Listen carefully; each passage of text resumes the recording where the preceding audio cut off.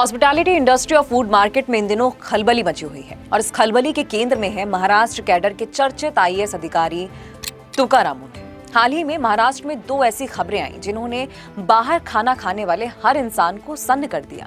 पहली खबर कि मुंबई में एफडीए अन्न एवं औषधि प्रशासन की टीम ने देश की सबसे अमीर नगर निगम ब्रह्म मुंबई महानगर पालिका यानी बीएमसी के मुख्यालय की कैंटीन पर छापा मारा। स्वच्छता में 31 गंभीर खामियां मिलने के बाद कैंटीन को सीधे सील ही कर दिया गया। दूसरी खबर आई इसके तुरंत बाद आईएएस तुकाराम मुंडे ने एक गजट नोटिफिकेशन जारी करके पूरे महाराष्ट्र में एनालॉग या नॉन डेयरी पनीर के निर्माण, बिक्री, भंडारण और इस्तेमाल पर 1 साल का पूर्ण प्रतिबंध यानी कि बैन ही लगा दिया। अगर आप इन दोनों खबरों को अलग अलग देखेंगे तो ये सामान्य प्रशासनिक एक्शन लगेगा, लेकिन जब आप इन दोनों कड़ियों को जोड़ते हैं तो समझ आता है कि हमारी थाली में परोसे जा रहे भोजन के नाम पर कितना बड़ा नकली खेल चल रहा था। आइए इस पूरे मामले का एक आसान, बेबाक और बारीक विश्लेषण करते हैं। अफसर तुकाराम को प्रशासनिक हलकों में उनके कड़क मिजाज और जीरो कॉम्प्रोमाइज एटीट्यूड के लिए जाना जाता है। करियर में दर्जनों तबादले झेलने वाले मुंडे जब महाराष्ट्र एफडीए के कमिश्नर बने तो उन्होंने साफ कर दिया कि पब्लिक हेल्थ से खिलवाड़ बर्दाश्त नहीं होगा, चाहे सामने कोई भी छोटा दुकानदार हो, कोई बड़ी सरकारी संस्था हो। बीएमसी मुख्यालय की कैंटीन में रोजाना हजारों कर्मचारी और आम नागरिक खाना खाते हैं। जब कैंटीन के खाने जैसे कि छाछ में मक्खी और भजिया में प्लास्टिक का धागा को लेकर शिकायतें आई तो एफडीए की टीम ने अचानक वहां पर एक रेड कर दी। निरीक्षण में किचन के अंदर बेहद गंदगी, मक्खियों का जमावड़ा, फूड सेफ्टी मानकों की अनदेखी पाई गई। तुकाराम के निर्देशों पर बीएमसी कैंटीन को तुरंत सील कर दिया गया और ठेकेदार का लाइसेंस निलंबित हुआ। संदेश साफ था कि कानून सबके लिए बराबर है, चाहे वो राज्य के सबसे बड़े प्रशासनिक दफ्तर की कैंटीन ही क्यों ना हो। बीएमसी कैंटीन पर कार्रवाई तो सिर्फ शुरुआत थी। असली झटका तो तब लगा जब एफडीए की लैब रिपोर्ट सामने आई। अप्रैल से मार्च के बीच में महाराष्ट्र एफडीए ने राज्य भर से पनीर के 308 सैंपल टेस्ट किए। नतीजे काफी चौंकाने वाले थे। 35.4% यानी 109 सैंपल फेल हो गए और उनमें से 79 सैंपल सब स्टैंडर्ड पाए गए और 30 सैंपल सीधे असुरक्षित यानी कि अनसेफ फॉर ह्यूमन कंजप्शन घोषित किए गए। जब वैज्ञानिकों ने इन सैंपल्स में मौजूद फैट की जांच की तो ये पता चला कि दूध की प्राकृतिक फैट तो गायब था, उसकी जगह पर सस्ता पाम ऑयल और पाम स्टीयरिन को मिलाया गया था और इसी को फूड साइंस में एनालॉग पनीर कहते हैं।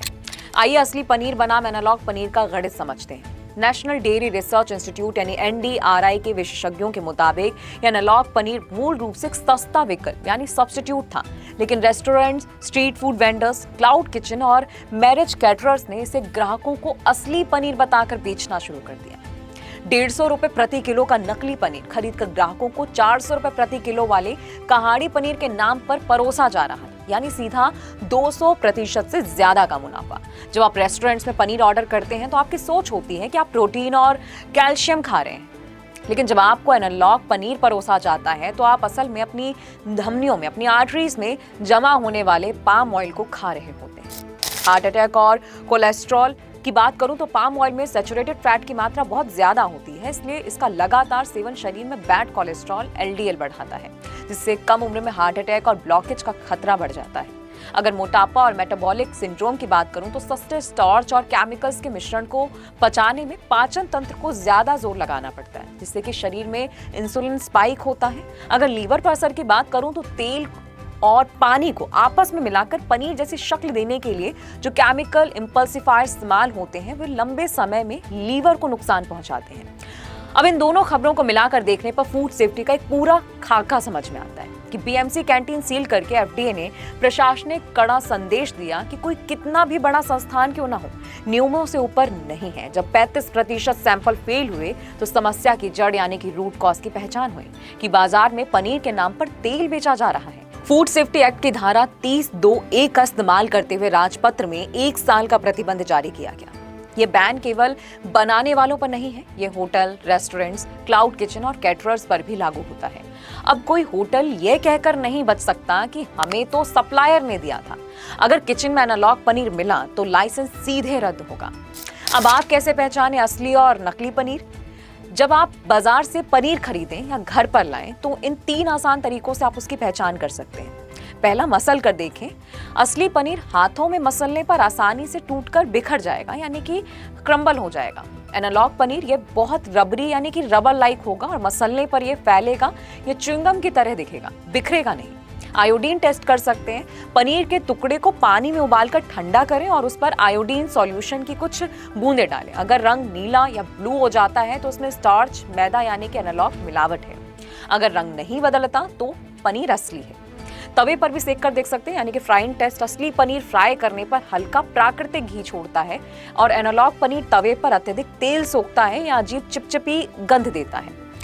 अब इस बात का पूरा निष्कर्ष समझ लीजिए। महाराष्ट्र एफडीए और आईएएस तुकाराम मुंडे का ये एक्शन सिर्फ मुंबई तक सीमित नहीं रहना चाहिए, बल्कि ये पूरे देश के लिए एक मिसाल है।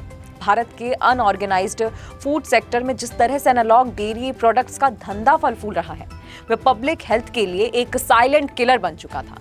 अगली बार जब आप किसी रेस्टोरेंट में पनीर टिक्का या कहाड़ी पनीर का ऑर्डर करें तो ये सवाल जरूर पूछें कि असली दूध का पनीर है ना, क्योंकि अब ये सिर्फ स्वाद का नहीं, आपकी सेहत का मामला है। और ऐसे ही विश्लेषण के लिए आप देखते रहिए द फ्रीलांस मीडिया और मैं हूं आपके साथ सानिया। खबरों की स्वतंत्र आवाज सुनने और देखने के लिए सब्सक्राइब कीजिए TFM यानी द फ्रीलांस मीडिया।